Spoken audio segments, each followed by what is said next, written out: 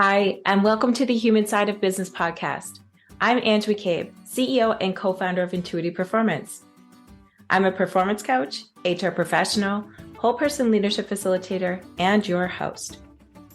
The Human Side of Business podcast is fueled by the genuine curiosity to understand how personal characteristics and skills can be leveraged to drive individual and team performance, tangible outcomes, and ultimately organizational success within business.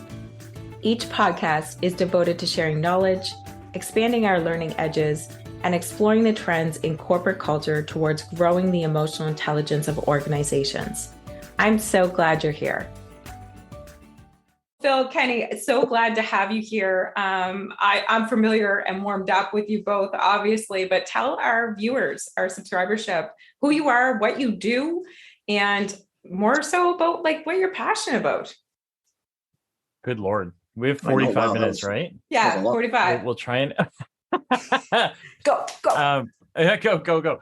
So I guess, what we do together. So I'm Phil Chang, and you'll hear from Kenny in a second. Mm-hmm. We together we're This Commerce Life. We started as a retail podcast focused on small, medium businesses. Both of us love retail. We love the business of retail. We love the process that brands go through to get to retailers, the selling process, the interaction with consumers. Mm-hmm. So we've got a 5-year-old podcast now. That's always a surprise to us, I think, as we started it to talk to each other, really. We've just been able to talk to some really wonderful brands. So that's probably the first thing. The second thing is This Commerce Life then spun into, because we got lots of those questions, is people saying, wow, you guys are really experienced, insert old experience. But you guys have a lot of experience in retail, and we'd love to be able for you to help us, right? And so out of that came, what we have been calling the fractional COO part of the business, right? Or what you really read into that is temporary expertise to help you scale your business. So, so the two of us, we've been at that part. It's relatively new, probably. It's new. Yeah, 3-4 months. 3 months, 4 months. It's gotten a little busy. So that's kind of what This Commerce Life is. And then I think the really short bit, so Kenny doesn't fall asleep completely, is while he's waiting for his turn, is I don't care. You talk. He's being really patient today. I'm good. I'm happy right now. I'm not cleaning. I'm really enjoying this. So I come from primarily the brand side of things. So I've worked for guys like J&J and Pfizer and Revlon and Danone. Done everything from sales to marketing to trade marketing. Went over to the retail side to do, to work with a retailer, and then also to work retail startup as well. So I kind of have brand, retail, tech startup in my background. So, you read, bored easily, need things to amuse me, so off I go, is kind of what you read into that. So that's kind of me, and then I'll shut up and let Kenny do his thing. Yes. That's fine. I'm glad you took care of all this Commerce Life, because you did it better than I was going to do. So I'm Kenny Vannucci. I've been in retail since I was 14, so 42 years now. I grew up in a small town in the interior, and I worked in the local shoe repair for years. I worked in a stereo shop for a while. I worked in a stationery store. And then when I came to Vancouver to go to university, I worked at a wholesaler or distributor of stationery products. I was a sales rep for a little while with a stationery company. And then I went to London Drugs, where I worked in the stores, and then went into the buying office for 15 or 16 years of buying. I was 26 years with them in total, 26, yeah, something like that. Wow. I have owned brands. I still own a few brands. So I own a coffee company, 2 coffee companies, an import company, a small tea company. I was joking before the smell-o-vision, because I smell like Pine Sol right now and disinfectants. I got involved with some buddies. I have no idea why I'm doing this, but we just took over an iconic corner grocer in Vancouver. So I'm back into retail. like retail. So I've been on the phone the last couple of days trying to get deals and figure things out. So like for me, I've been in retail like literally the whole time. Like I don't seem to get too far away before it pulls me back in.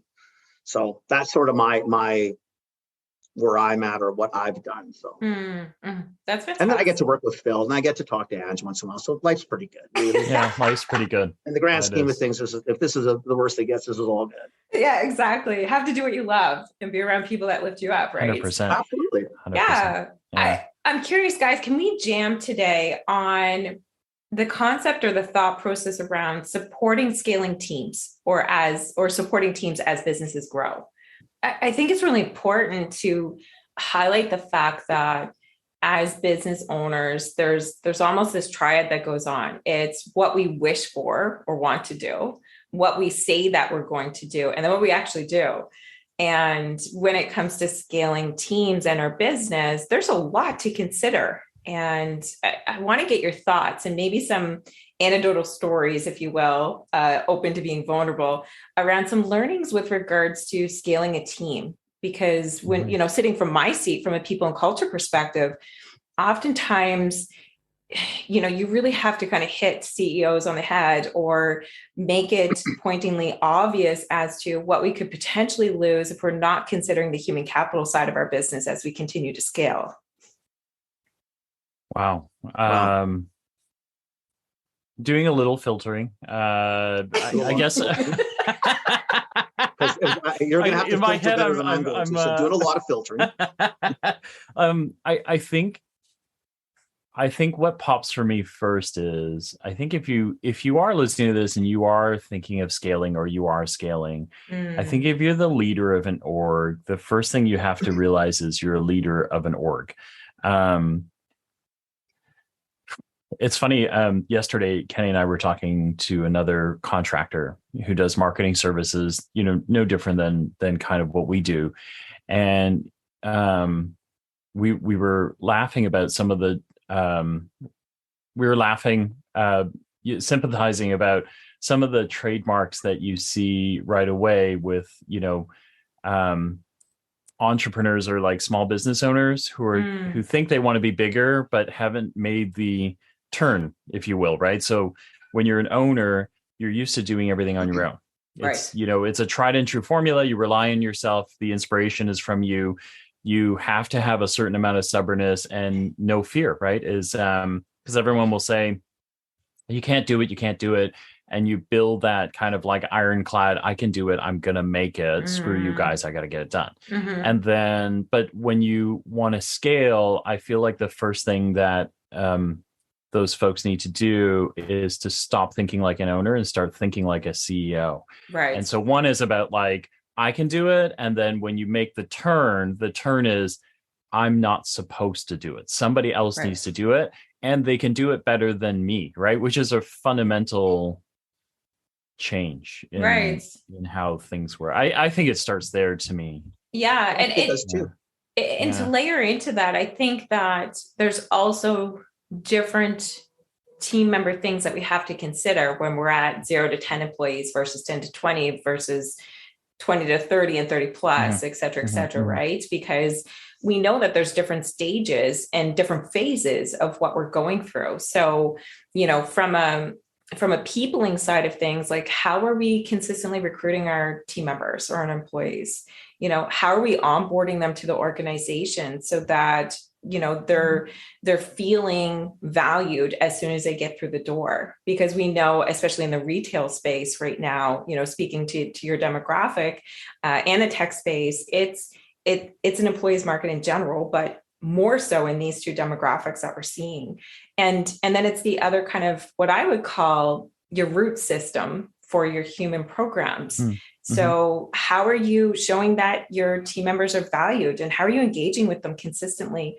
And that means different things through different phases and stages of your business.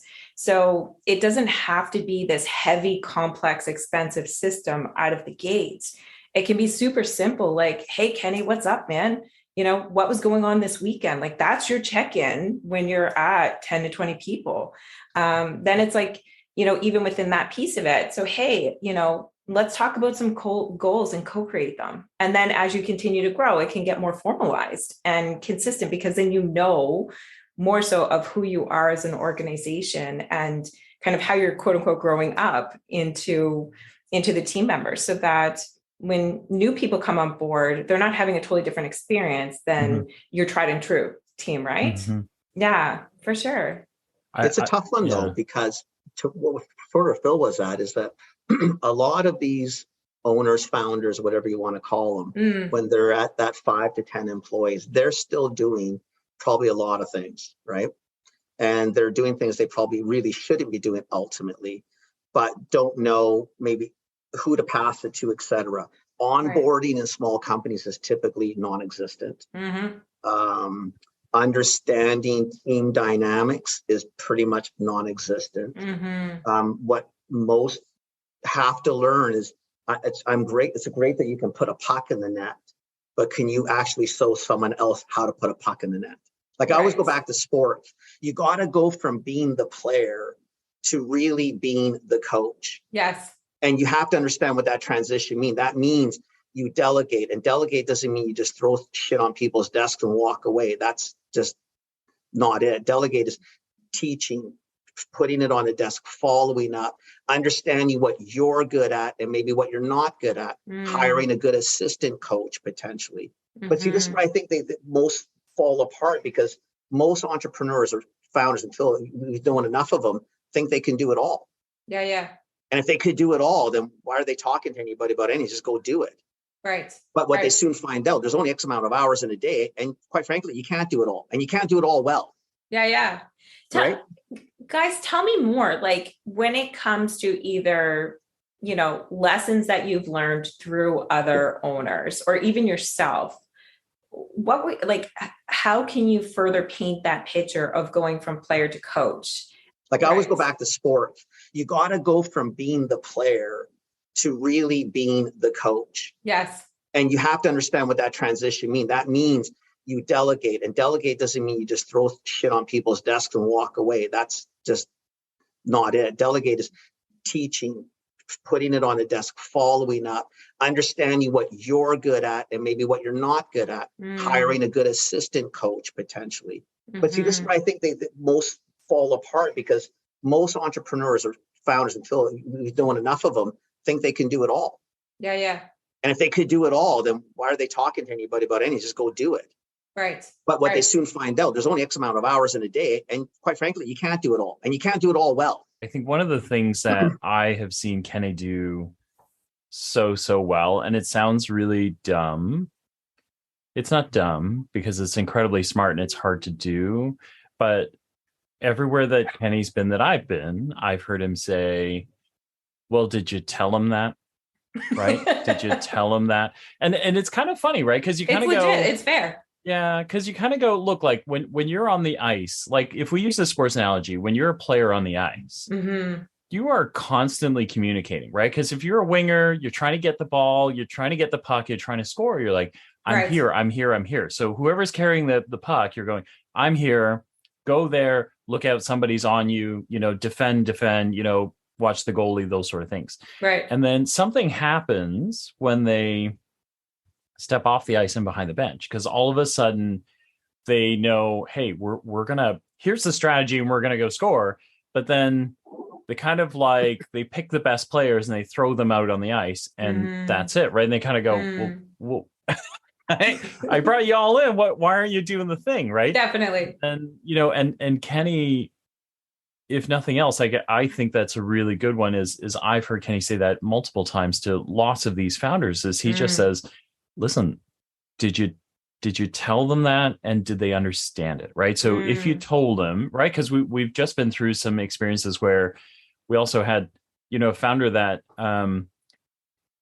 told his people in a way that suited him or that it made sense to him, right? But his people were like, wait, that's not the way it came out. I didn't know that was that's not what you said to me, or that's not what I heard, right? Like, exactly. It's how you hear. Yeah. Like I notice it a lot with people. Like someone, I mean, be a bad example, but my wife will be sitting there and someone will say hello, right? And just the simple word hello, we'll look at each other and she'll have one take. Was that like hello, or is that like, hello? And I'll be looking at it another way. And that, that's a stupid example, but wait, that's so when I come sometimes over, it. does she ask those questions? No, she likes Because I really mean hard for hello. you. Like, okay. Yeah, but you know what I mean? Like, when I've had that with her, and I'm thinking, like, Definitely. how the hell did you get that out of that? Like, Yeah. that's not what I heard. I heard that she was looking, she goes, what did you mean you heard that? That's not what they said. I'm thinking, what are you talking about? That's exactly what they said.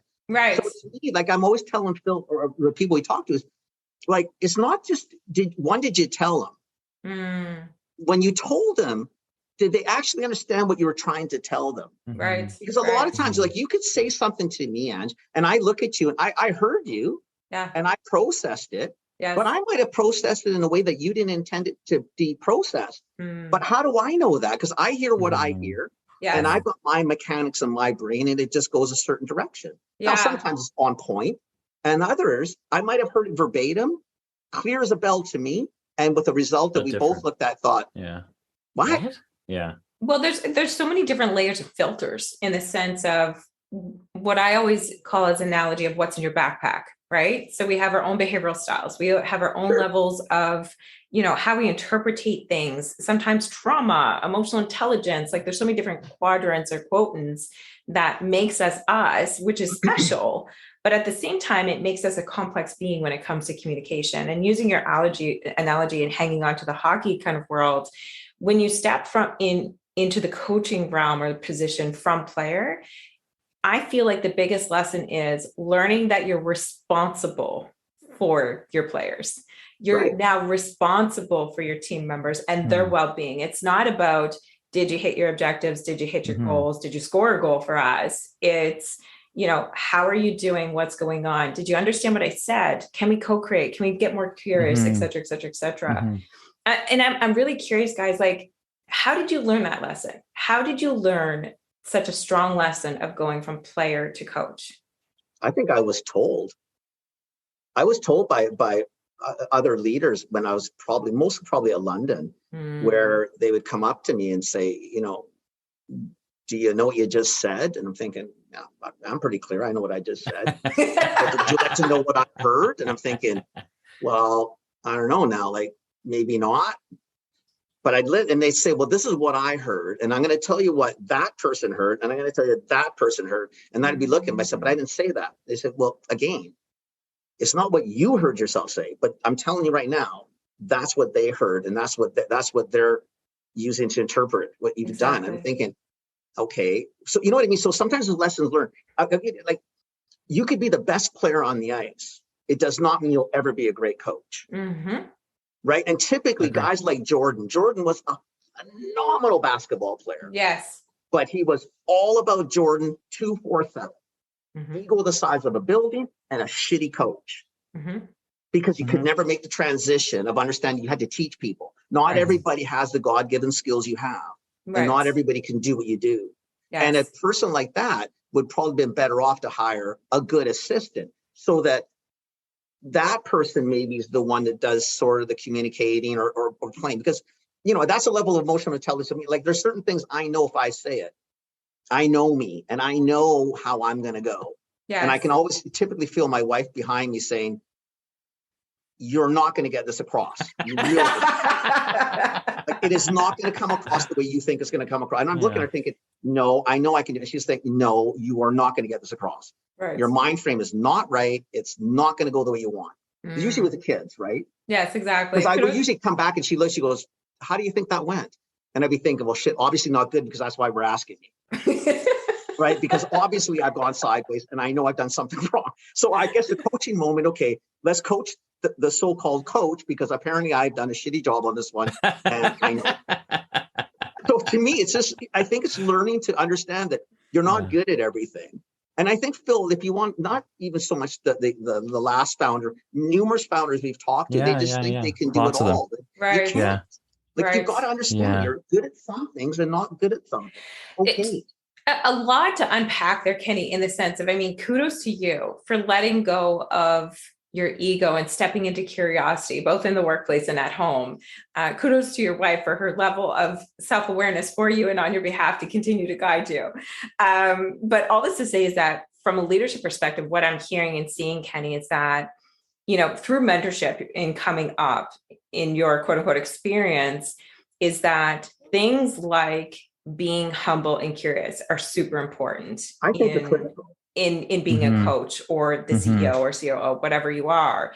It's really important to check in and pause. So instead of just dumping something on someone's desk and expecting them to get it right the first time, it's like, okay, so how do you want to co-create this, right? So this is the first time you're doing this. There's higher risk in the company. What can it look like so we can have some touch points and then empower you to do it 100% by yourself next time? I think that's kind of what I'm hearing.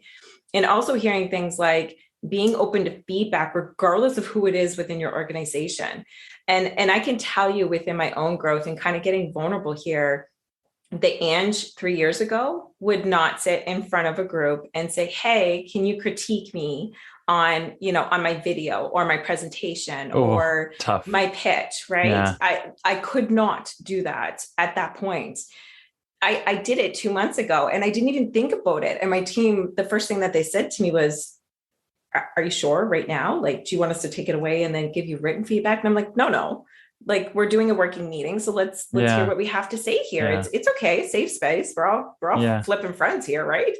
And it took them a minute and we're all coaches and consultants, right? We play in this space. It took them a minute to really adjust to that concept of, I'm going to give my CEO and co-founder feedback and she's going to be okay with it.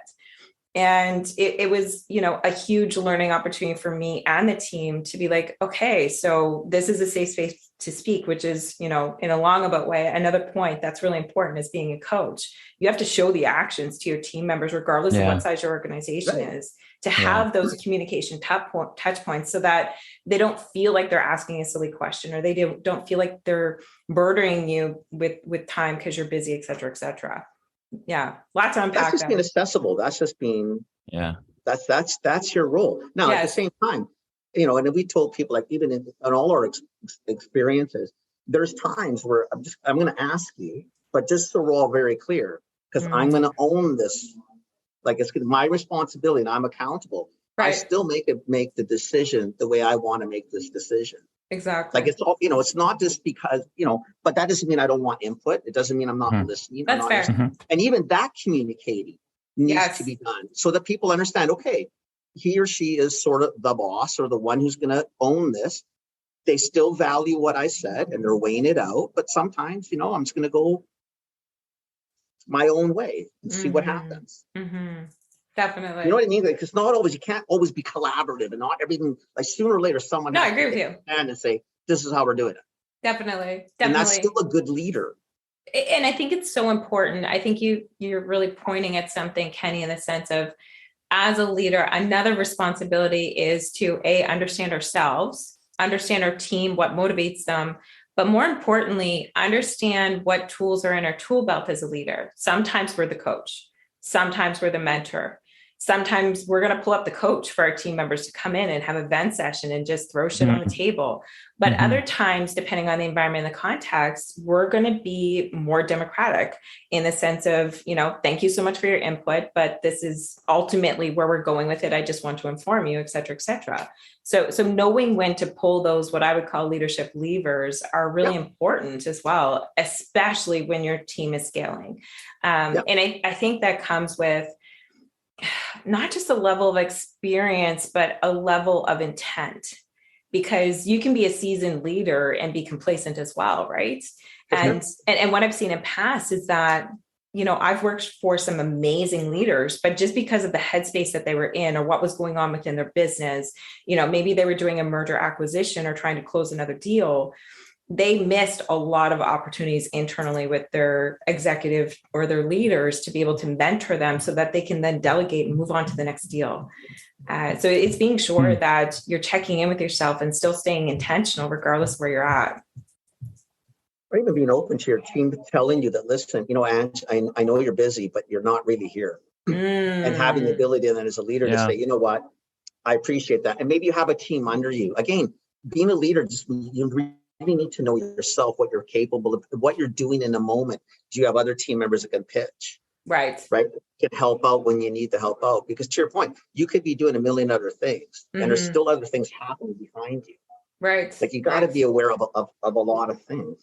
Like, Definitely. And I think too, I guess where my head's going, thinking about the concept around supporting scaling teams, it's as soon as predictably possible as a leader, knowing where you're going with your organization. Gone are the days of 5 to 10 year planning. We know this, but within the next year, what do you need to tell your team members? And, how can you inform them and include them as soon as predictably possible? Because thinking about my current clients and even in my own business in the past year, we've done at least 2 or 3 pivots. And then for our clients, we've helped them through communications around 2 or 3 pivots themselves, right? So I can think of multiple examples where it's so important to be able to identify that there's a strong vision, but creating that balance of a flexible mindset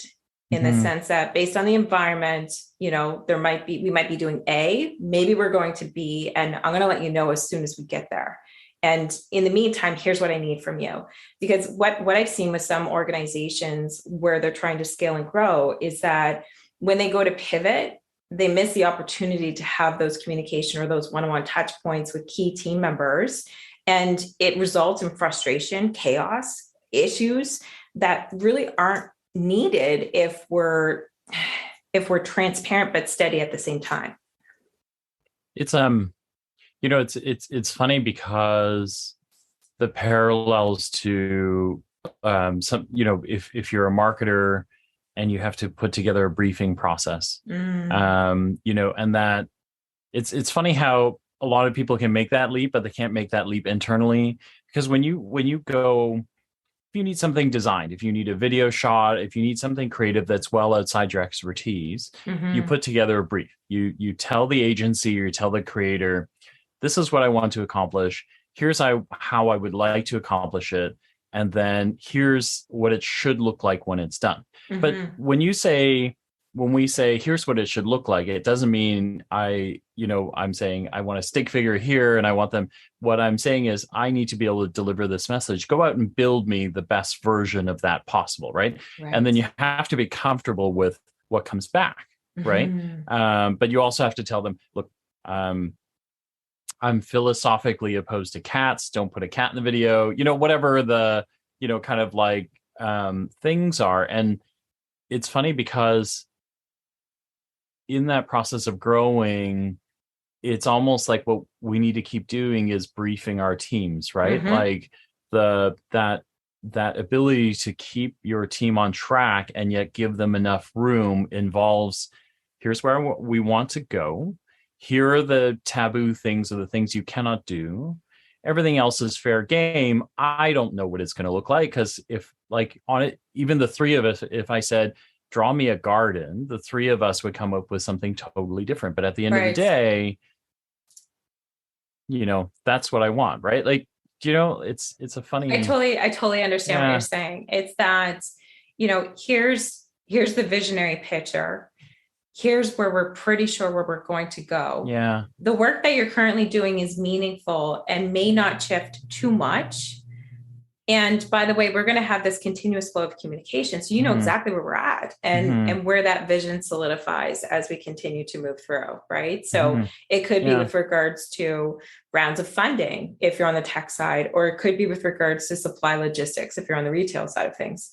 In the NGO space, what we're dealing a lot with is, how do we figure out partnership projects to mitigate risk and costs? And how do we go about ensuring that we're still going to get continuation of grant funding? The other thing that's kind of coming up for me at this point in time is like, what is the biggest lesson that you can identify that you've seen, either self-identified or through others, that is so important when we're scaling a team that we need to know? I could take this one sort of, Phil, maybe to start, because you'll probably spin it into better wording than I'm going to. But one of the things I think you definitively need to do when you're starting to talk scaling and you have an existing team, once you've been helped a little bit, potentially coached yourself as a leader, because a leader can always be coached, the coach can be coached, is I think what you constantly need to do is do what most don't do well quickly enough, is evaluate the team as you're going. There may be team members that were really good in the 5 to 10 person company, but in the 15 to 20, their skill set may not be what you need or the company needs to scale. Definitely. That could be yourself even. So again, this is where the assistant coaches or something comes in. You may be the impediment. That you're going to be the problem or the reason why we can't scale. Right. Many times it's also the team. Like there are people that you may want them to play center, go back to hockey, but they're defenders. Right. And if you need centermen or center people, and that's what you need, you ain't going to make it out of a defenseman or a goalie. Like you may just have to change the team. Right. And that's a hard one for a lot of people because it's extremely hard. A lot of those people were from day one. And they may be wonderful people and you want to be friends for life, but it may not be good for the future of the business and in terms of scaling. So I think that's one of those ones you have to really continue to evaluate yourself, evaluate your team. Yeah. Are the right people in the right seats? Are we all capable of doing this? Exactly. I don't think that's one thing we do very well as anybody, Phil. I don't know if you can talk about that. Yeah. I mean, look, one of the retail tech startups I work for, of the original 6, I was part of the original 6. And I think when we got to the first 20, 2 of the original 6 dropped off because they just didn't have any more fun, right? The fun parts for them were, I get to go out and build this thing. We don't know what the rules are and we don't know what we need. So I'll just go out and build it. Cool. Right. And then they're actually quite good at team skills, but they didn't want to be part of a team. They were just good at doing what they do.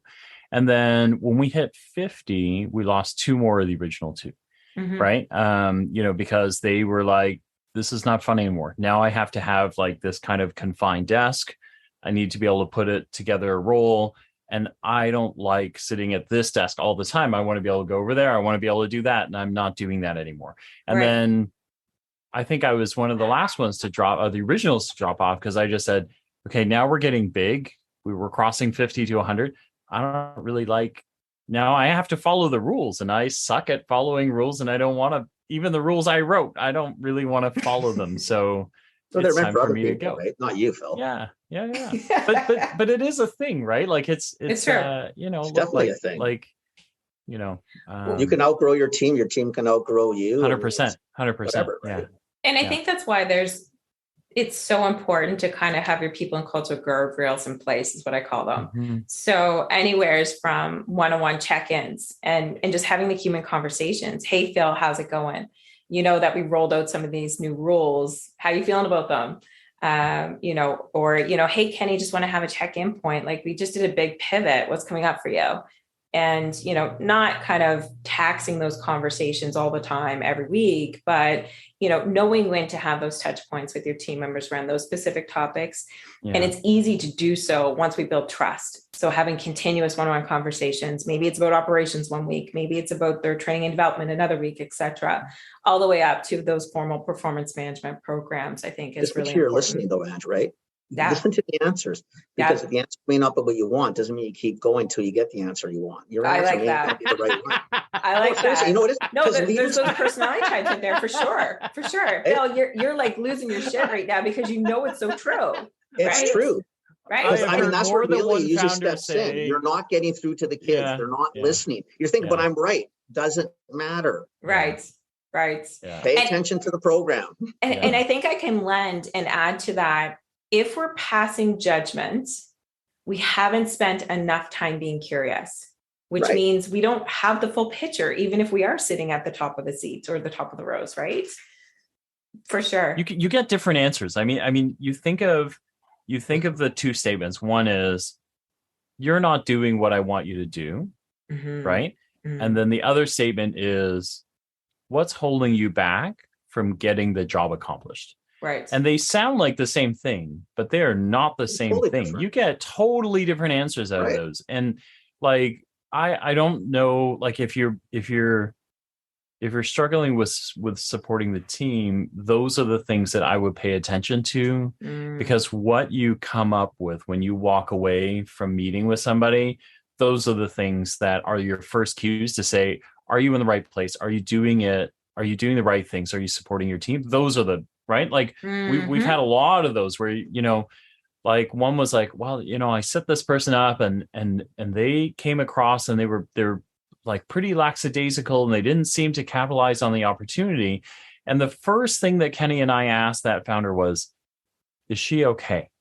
Is she feeling okay? And like his answer was, I'm really disappointed because they didn't follow through.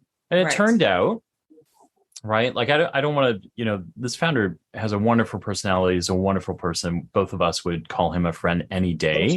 And we do, right? But in that moment, he didn't ask that question, right? He was like, I'm just disappointed because she didn't come through. And then when we asked, what came out of it was like pretty amazing, was I'm pregnant. I'm in my first trimester. And you went, so she was having an off day for a really valid reason, but because you had already decided what the answer was, you didn't see it. You didn't see something wonderful, right? You saw terrible, right? So, yeah.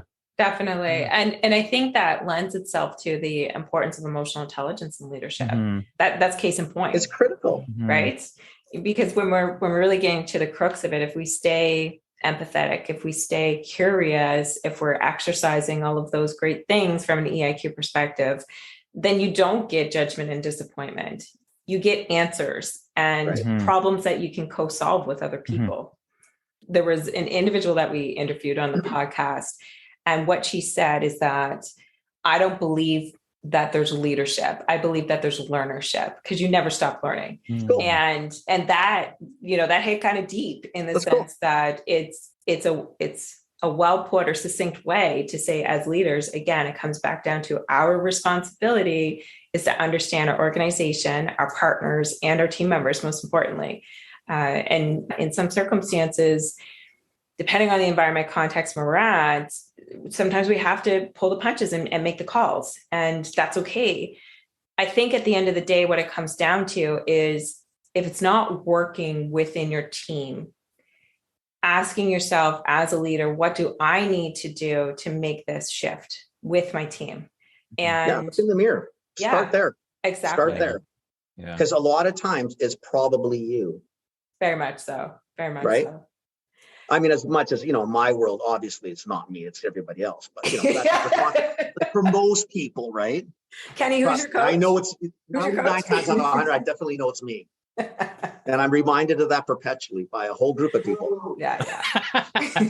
What? No.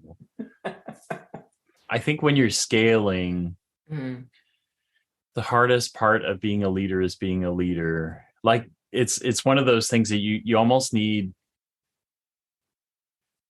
It's like being the perfect date all the time.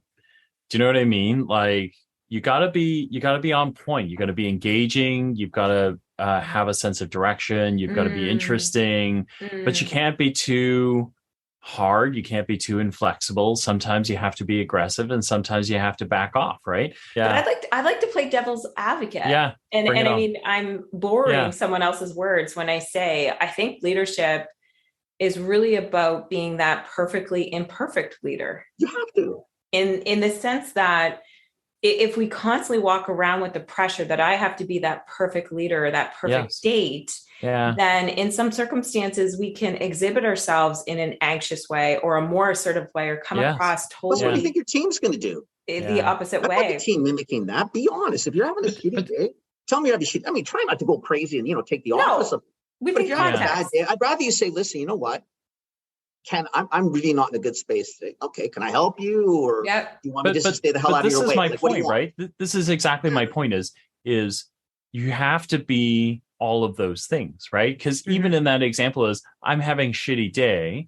You have to be a big enough leader to say, I didn't hire a team of therapists, so I'm not here to dump my laundry on you or my emotional baggage. Yes, that's not what it's for. So I have to be vulnerable enough to say I'm having a bad day, but then I have to be enough of a leader to say, could you please help me, because I don't think I can do this task because I'm having a really rough, I can't focus. Do you know what I mean? Like it's like, and I'd add to that, I think it also has to do with pre-work, which backs into your culture. Right. So when things are going good, how do you set up an environment that it's, goes back to that safe to fail shit, right? Like it's safe to identify if I'm having a good day or bad day. That doesn't mean I'm going to dump it on everybody else. So we're again setting guardrails or boundaries. Sure. It just means that I'm human and I'm bringing my whole intentional human self into the workplace. Yeah. But I think you need to do that because nobody's perfect. Yes, very much. And the people who try for perfection all the time, to be honest with you, I don't want to be around them. No. Because it's pretentious. It's impossible. Yes. You can't do it. So why pretend? And you see those things, right? Like you also see like the leaders who want to be liked, right? Like we've worked with a bunch of leaders where they want to be liked. And that in turn makes them afraid to make decisions, right? Because they know the minute I say we're going to do it this way, it's going to make somebody angry.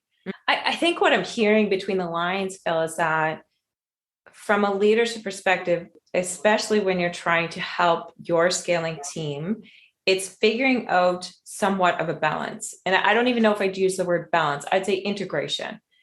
So when you're working with your team, how are you integrating with them on a weekly basis? And all of that is the definition of everything we just talked about. So the operational stuff, the HR stuff, the leadership stuff, and then being able to also sit in a space where you can understand your team members and what they need. It's a balancing act, which, takes strength because quite frankly, especially these days, we don't always have it. And, being able to have a strong behavioral team, I guess, is where I feel that there's a passion, because when your team's set up for success, they will work. They may not know how to do it fully, but if they can get you to 80% of where you need to go, then I think that's phenomenal. You're winning in today's economy, in my opinion. Yeah. And I think it circles back to what Kenny said before. We have to take a long, hard look at our organization, how we're showing up, and who we are as a leader to ensure that, there is success for our teams. It's hard. I think that's people have to understand. It's nothing. None of that is easy. No, but you have to do it. And again, I think what most people don't do, ask for help. Like rebound things off other people who are maybe not so attached to it. You'd be amazed what people, when you say it, they'll think, "Wow, that was pretty rough." And you're thinking, "Man, I thought I was tiptoeing on that one." No, I was tiptoeing with big ugly bear claws. You weren't tiptoeing on anything. That was a kind of shop tiptoeing, right? But again, you don't know sometimes what you're coming across as. I think that's the most important part. I think you've got to be willing to look at yourself, critique yourself, have other people critique you, and you got to have thick skin and just say, "Yeah, you know what? I need to work on that." Yeah. I know I could talk about this type of stuff with you guys for days on end. For days. Right? For days. So, yeah. Coming to an end of this podcast, what would you say are the top 3 things to take away when we're supporting a scaling team? Comms, I think, is the number one thing. No matter how you do it, you have to keep talking to the team. So you got to play back what you want. You got to hear them play back what they heard. You've got to make sure that, that you're always on the same page, right? Like you can't push them onto the same, you need to arrive at the same page. So the only way to do that, in my mind, the first thing is comms. If you aren't good at it, find someone in the middle to help you with that, because you need it. Awesome. Number 1. Totally agree. Communication's it, right? And having the ability to evaluate yourself as well as your team. Like look in the mirror, like seriously, take a breath of air. Nobody seems to be getting. It's probably you and how you're messaging. Like really, definitely. Ask somebody. Okay, this is what I said, and get them to repeat back what they heard. Exactly. So it's DI is big, right? I mean, we all overuse it probably. Then emotional intelligence is a big.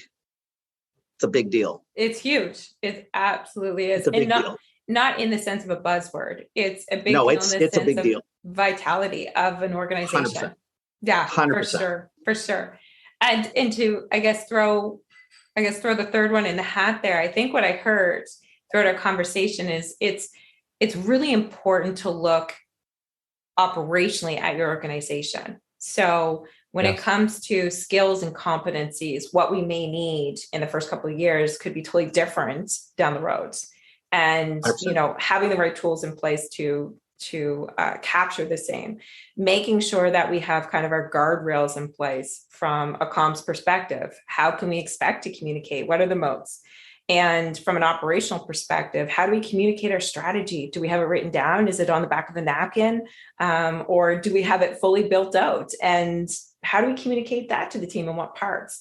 And then finally, too, having your general ops in play from both the HR side of things and your day-to-day, I think is really important. Awesome. What you said, that was very organized. I'm proud of myself because I'm normally all over the place. I'm just a kid. Yeah. What she said.